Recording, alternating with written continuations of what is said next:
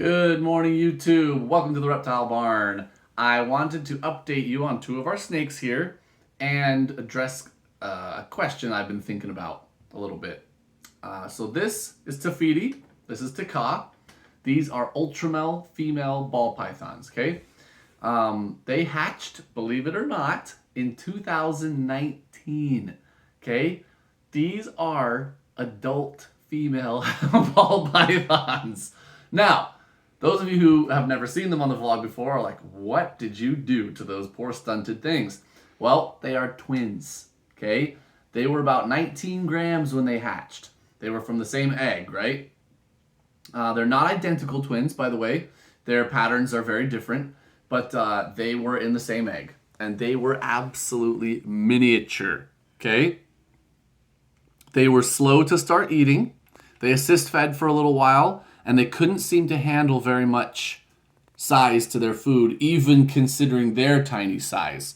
So they got off to a really slow start. They are now spectacular eaters. They hammer food. They are some of my only adults that will still eat in shed. They're really good eaters, okay? But as you can see, they're absolutely tiny. So I just wanted to give you guys an update. I don't know the last time I showed them on the vlog. Some of you, many of you who watch have probably never seen them. So yeah, they're just pets. You know, we're not planning to breed them or anything. But my girls are twins, and they were tiny at birth. So we just had to keep these two when we got them. When we saw that they were twins and they were both visual Ultramels and they're both girls, it's just too perfect. Had to keep them. So I was looking at them yesterday as I was feeding them, and I just was thinking about like breeding size for a female ball python. There are endless threads on the internet talking about how big does a female ball python need to be before you can breed her, right? And people go all over the place. One really basic rule of thumb that I see a lot is 1,500 grams. Okay, seems pretty safe. Some other people will say, 2.5 years old or 3 years old. I've heard 1,200 grams. I've heard 1,800 grams. But a nice average of the things that I've seen are 1,500 grams. Well, these little ladies will never be 1,500 grams, most likely, okay? Their mom wasn't particularly big, and being twins and getting a real slow start, I mean, this is a 2.5-year-old ball python, each of these, right? There's just no way. So before I get into the breeding side of it, I did want to mention it wasn't only their initial starting point that was so small, their actual growth rate was reduced. They did not grow fast. For the amount of food I would give them, they did not seem to put on as much growth as I would expect compared to all the other ball pythons I have raised. Maybe that's a twin thing. Maybe it's because they started out as assist feeders. I'm not really sure. But you're seeing the result, right? These are miniature ball pythons. If they don't get any bigger than this, because they're already, adult size, if their growth has slowed to an adult ball python rate and they barely put on any size after this, these have got to be some sort of record. They're not underfed. You could take a reptile and just barely feed it and keep it small, but that's just cruelty to animals, right? These guys eat on the same regime, same kind of rule of thumb. I give them a rodent about as big around as they are, etc., etc. They just don't grow that fast, right? And their starting point was so much lower as well. So again, it'd be interesting to compile data on this. People who have exceptionally tiny ball pythons hatch and continue to survive and everything.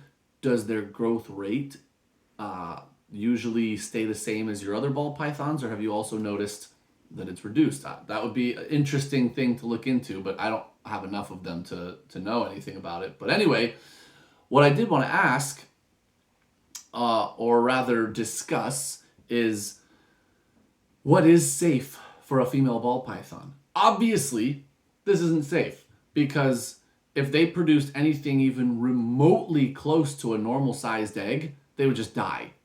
Of course. I mean, that's obvious. This is what, a 300, 400 gram, not even that, ball python. It can't produce eggs like that. But would it even be viable for them to produce teeny tiny little eggs? I don't think so. I don't know, but I'm not going to risk it, right?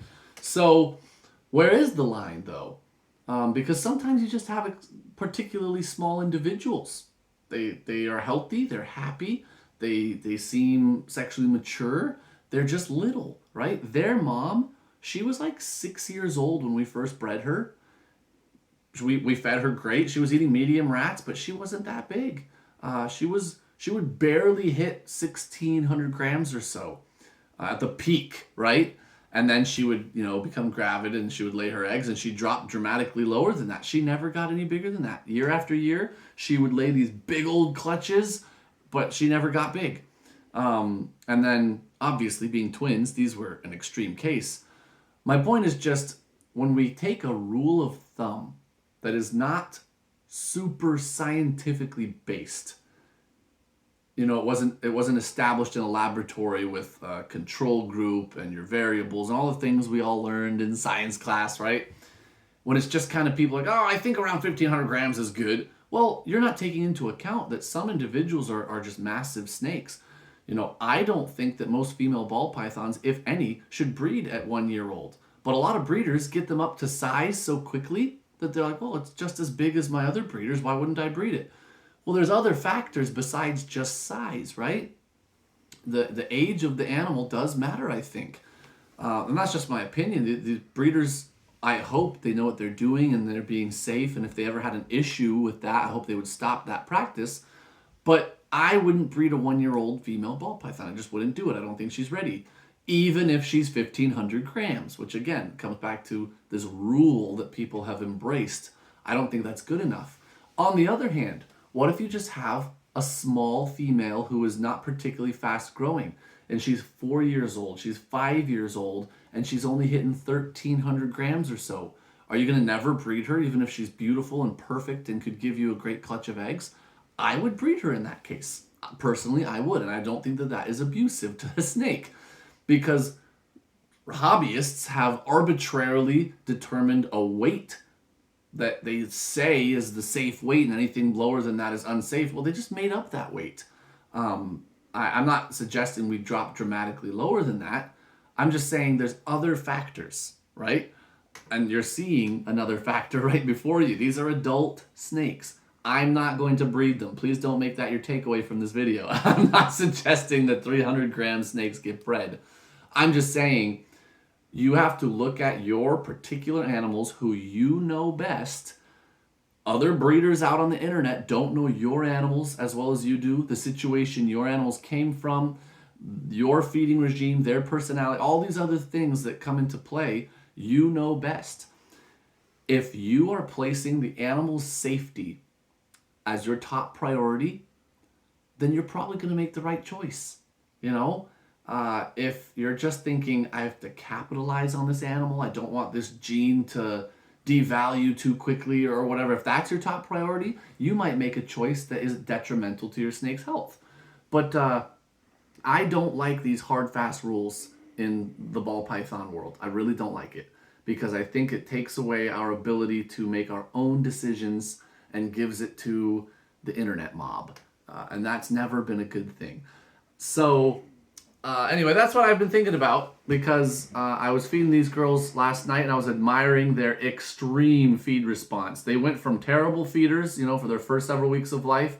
Now they are just fanatics. They go nuts for food. They almost act like my Superdorf retake. They really they come barreling out of their tote, their bin. They will fling themselves at me trying to attack the rat. It's pretty amazing for these teeny little things to act like that, but they do. So that is all for now. I would love to know your thoughts. My favorite videos are not the ones that get the most views. They're not the ones that spread around the most. They're the ones where I get the best, most insightful comments. Those are always my favorite videos to make, and I obviously can't know until afterwards whether they're going to be that kind of video or not. So I do truly love your comments, and I try to answer every single one. I've mentioned this before on the vlog. If I don't get to it, it was an accident. I did not purposely leave you out or something. I really do try and read and respond to all your comments. So I love hearing your thoughts, especially on something like this where, it will benefit me greatly to hear other people's experience with the size of their females. I would love to hear anything that you have to say. Questions, comments, your experiences, anything in the comments. I always appreciate that. Even if they're negative of what I'm doing, if you have critiques, I welcome that. I have changed husbandry practices before because of discussions that began in the comments of my videos. So I do welcome that. If you're just a jerk about it, I don't welcome that. But if you just have a concern with something I'm doing and you bring that up politely, I love that. So that is all. I'm going to go put these girls back. They did just eat last night, so I don't want them to get too riled up. But I just wanted to bring this up on YouTube because sometimes you guys come up with good stuff. And I figured I'd show them off at the same time. Thank you guys so much for watching. And until next time, we are the Reptile Barn.